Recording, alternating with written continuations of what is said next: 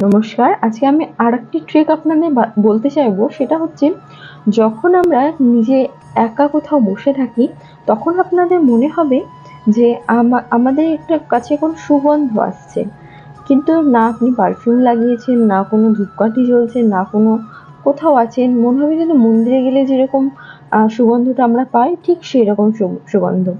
মন্দিরে কেন সুগন্ধ রাখা হয় জানেন? কারণ যাতে সেখান থেকে আপনার এনার্জি লিক না হয়।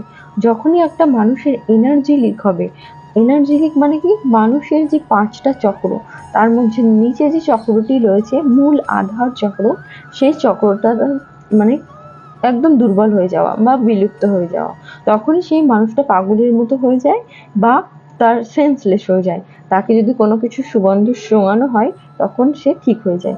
সেই জন্য কি হয়, যতটা পারবেন নিজেকে শান্ত রাখুন, একা রাখুন। এবার যদি এরকম সুগন্ধ আসে, তাহলে কোনো চিন্তার কারণ নেই, কারণ আপনাকে তখন জানতে হবে যে আপনার থেকে কোনো এনার্জি লিক হচ্ছে না। আর যদি কোনো এনার্জি লিক হয় আপনার থেকে, তাহলে না আপনার ঘুম আসবে, না আপনি আরাম করে বসতে পারবেন, আপনি সবসময় ছটফট করবেন।